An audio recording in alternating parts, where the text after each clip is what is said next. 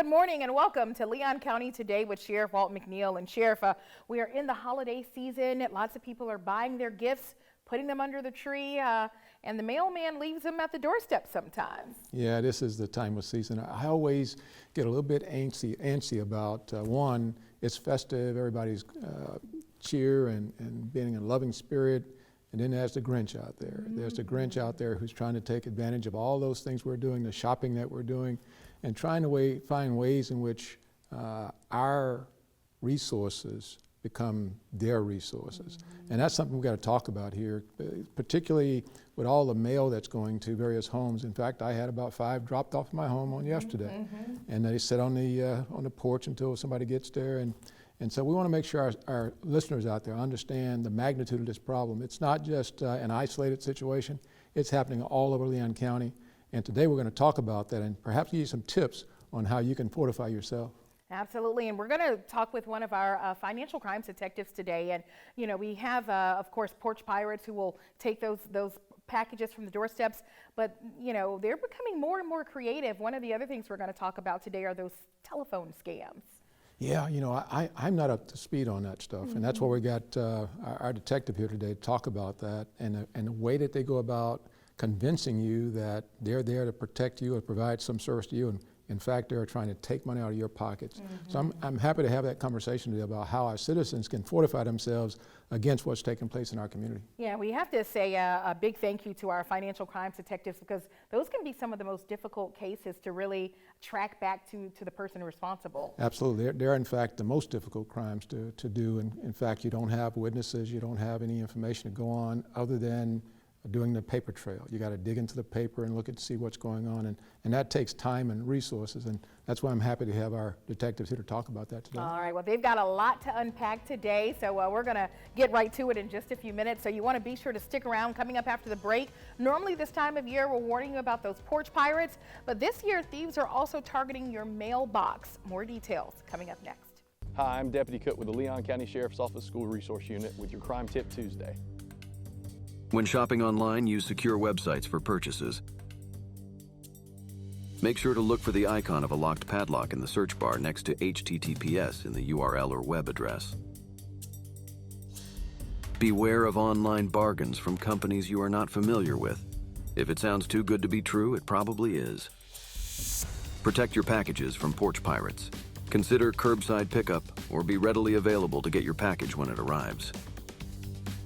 Lastly, be sure to be wary of emails and clicking links inside the email. And that's your crime tip. Have a great day. Start your new career as a corrections officer at one of the state's most innovative agencies, the Leon County Sheriff's Office. When I left the academy, my training never stopped. Work with state-of-the-art technology. You can make a lot of money at a very young age. Starting pay is $50,000 a year with amazing benefits. Firearms, taser, driving training. A better work-life balance with more time off. They're going to sponsor you through the academy and pay you while you're there. Join the family. Apply today at leoncountyso.com. Welcome back. Beware, thieves could be targeting your mailbox. Joining us is Detective Mike Feldman from the Leon County Sheriff's Office. Mike, tell us about your career and specifically about your current assignment. Thank you, Sheriff. I have been in law enforcement for over 20 years now. I started my career off in uniform patrol, but for the last several years I've been a detective, and of those years it's been in financial crimes. Financial crimes. That's what we're going to talk about today, financial crimes. So we're talking about mailbox thieves. Yes. What's that all about? How expansive is that crime, and what are we trying to do about it? This is kind of a nationwide epidemic. We are not the only ones that are getting targeted right now. It's happening everywhere. Where we consult with other agencies and we're hearing it, we're comparing notes. But what they're doing is they're going into these mailboxes. They're going into the blue United States Postal Service mailboxes. Oh, wow. Okay. Sometimes they are breaking into the box. Sometimes they are stealing the box completely. And other times they are getting into the box with the key itself to get into it. Wow. Now, they're breaking into state mailboxes and home mailboxes. Yes. So what are they looking for when they're breaking into the state or federal box, and then what they're looking for when they come to your home? They are aggressively targeting, looking for checks. They're looking for mail that's going to whatever financial institution, whoever they're, any type of business, because in there, more likely than not, they are going to find a check. And once they have that check, then they can do what they want with it.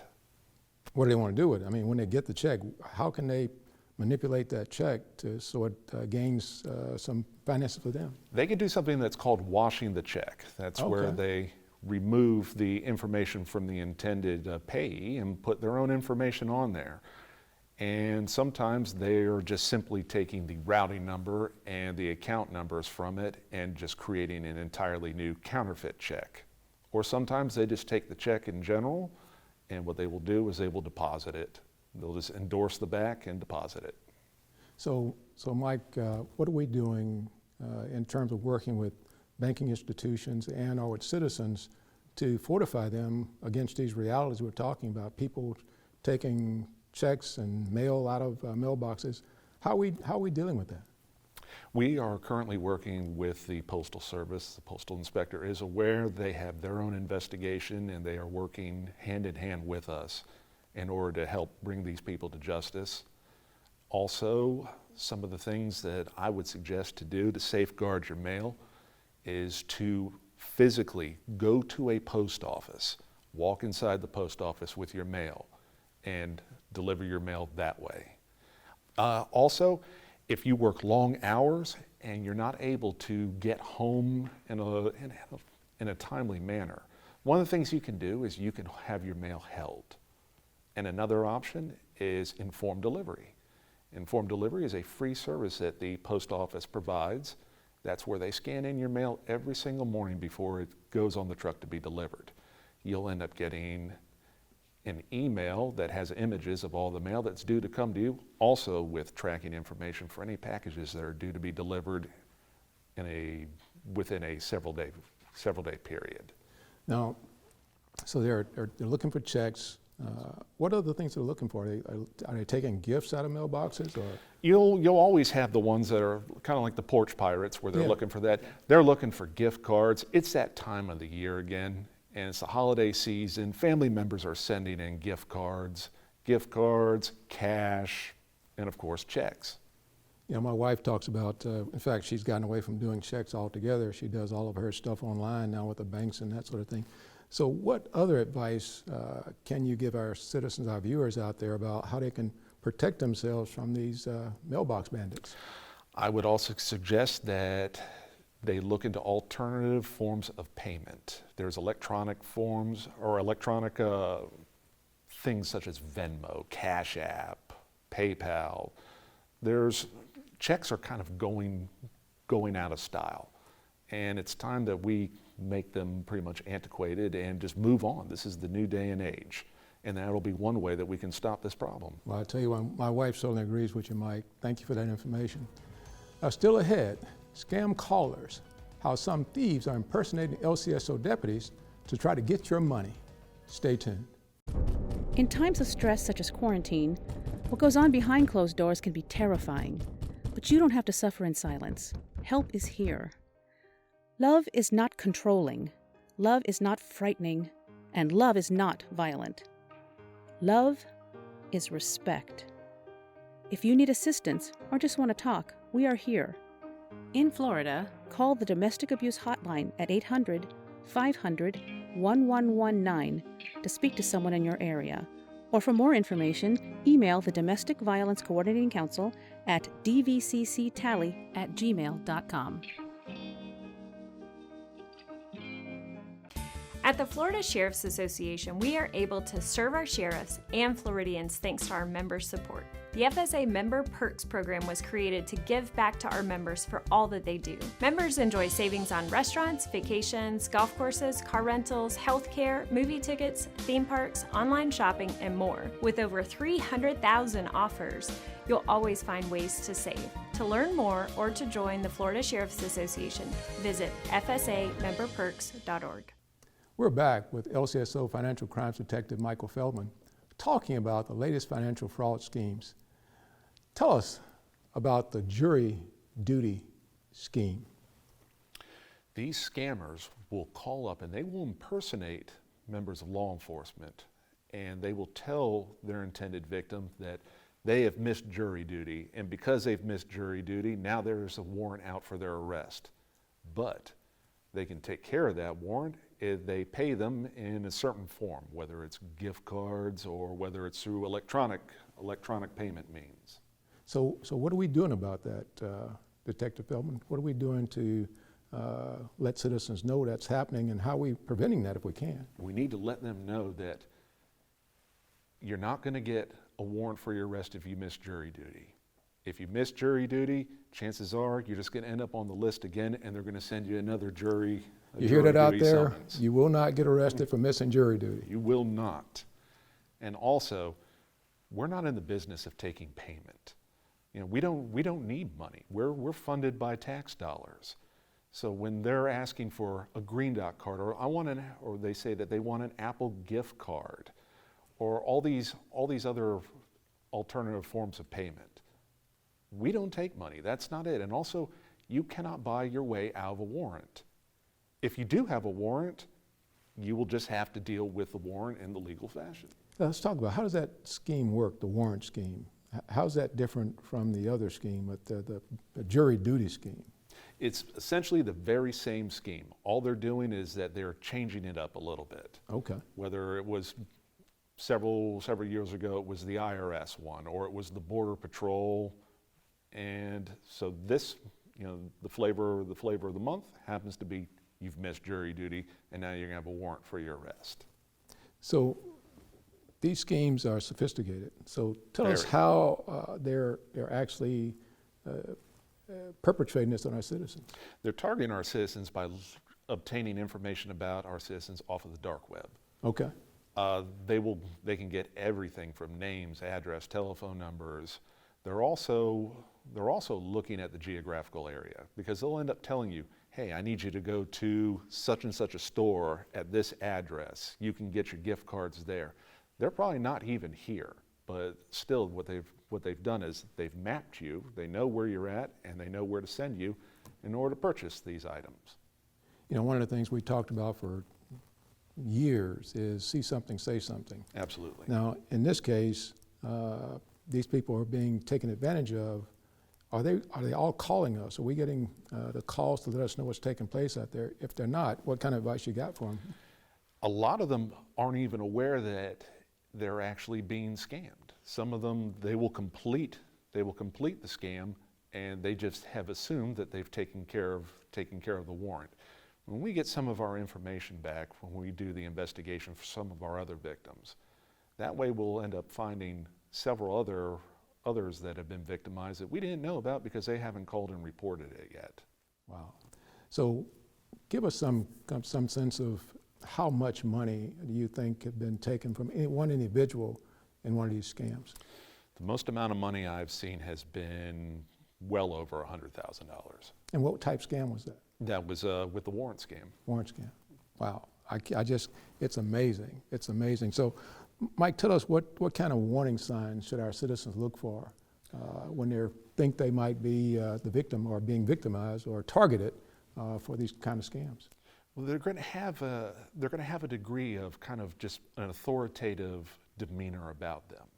They're going to be cold and almost cruel to the point where they're going to boss over the victims. They're also going to keep them talking. They're not going to give them an opportunity to think. They're going to use such scare tactics as, if you tell a family member, if you tell anybody, then that's going to be a violation of, they've used all sorts of different terms, but they'll do it in a way where the deal's going to be off the table. And then you are going to be arrested at that point. They use these fear tactics in order to keep their victims on the line so that they don't have the ability to say, hey, I've got a phone call here from a deputy and they're telling me that I've got a warrant and I can pay this money and make this warrant go away. And more likely than not, a friend will say, you're being scammed. Like, this is a scam, hang up the phone. Well, I tell you, Mike, this is a great time of year for you guys to be engaged in trying to protect our citizens. We hope that we'll take this segment of this show and we'll keep running it over and over, particularly during the holiday season. so we can fortify our citizens against these scammers that are out there. Thank you so much, Mike. Thank you, Sheriff. Up next in our Deputy on Duty, how we're working to make sure inmates returning to the community get a head start at a productive future. Stay tuned. The Leon County Sheriff's Office is the proud recipient of the 2023 International Association of Chiefs of Police SIMSI Leadership in Law Enforcement Research Award for their groundbreaking work on the anatomy of a homicide research project. This award recognizes law enforcement agencies that demonstrate excellence in conducting and using research to improve police operations and public safety.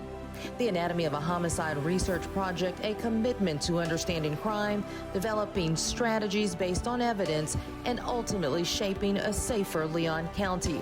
Congratulations to Sheriff Walt McNeil and the dedicated team at the Leon County Sheriff's Office for setting the standard in law enforcement research. On this episode of Deputy on Duty, we introduce you to Brad Janowski, the Director of Reentry and Inmate Programs for the Leon County Sheriff's Office. He started with the agency in January of 2023, but his career in law enforcement began more than 2 decades ago. So I started my career in law enforcement as actually an undercover investigator, and moved into working for a small sheriff's office in the state of Iowa, and then moved from there, decided to move into probation and corrections, and did that for a while. And then I left that work and entered the nonprofit world, where I've been doing reentry work since about 2000. Before he was hired as a director, he was a member of LCSO's Citizens Academy in late 2022. It's a 10-week class where folks just like you can learn all about the inner workings of the sheriff's office, and that includes every aspect of a deputy's job, to crime scene investigations and even SWAT and hostage negotiations, all the way to how the detention facility operates. And I think it was actually the first academy back since COVID.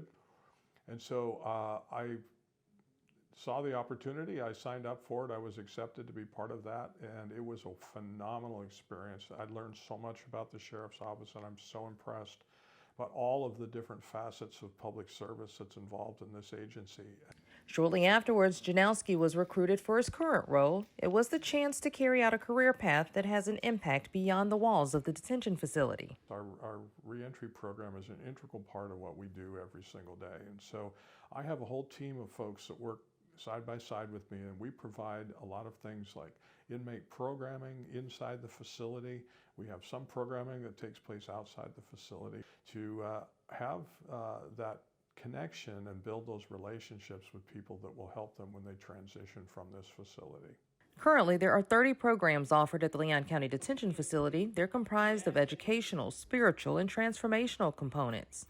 From an educational standpoint, things like GED, art class, creative writing. We actually have a sewing class, which is incredibly popular.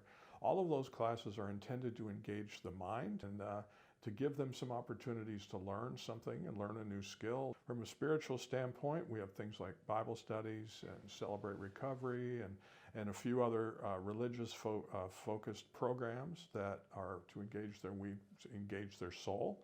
And then the transformational classes, that's to change their heart.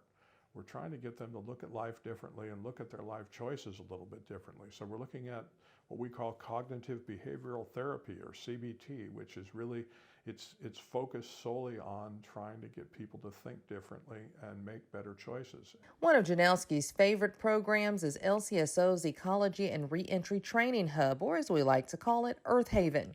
The hub allows incarcerated individuals to earn certifications in horticulture and landscaping skills. We have a handful of inmates that are able to go out there and not only work with honeybees, but we have a citrus grove and a fish pond, and we teach a lot of horticultural skills by cutting grass and using weed trimmers and doing some general landscaping, and we're just teaching them some basic skills. Janowski acknowledges there are so many more programs to explore, and with time and funding, the sky is the limit. For now, working with as many case managers is just one of the first steps to identifying who's ready for the challenge and to reducing recidivism and creating a safer Leon County. But those people that are, we have to be prepared to do everything in our power to support them and equip them and encourage them to keep taking the right steps to a better life. If you have a program or business and you're interested in helping incarcerated individuals transition back into society, reach out to our reentry team for consideration. You can find details under the All In tab on our website, leoncountysO.com. For Leon County Today, I'm Angela Sherrod. Start your new career as a corrections officer at one of the state's most innovative agencies, the Leon County Sheriff's Office. When I left the academy, my training never stopped. Work with state-of-the-art technology. You can make a lot of money at a very young age. Starting pay is $50,000 a year with amazing benefits. Firearms, taser, driving training. A better work-life balance with more time off. They're going to sponsor you through the academy and pay you while you're there. Join the family.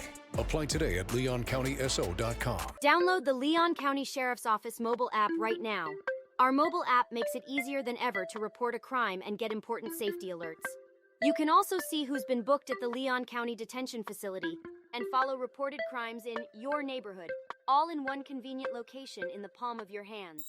Download LCSO Connect right now. It's free in the Apple App Store and Google Play by searching LCSO Connect.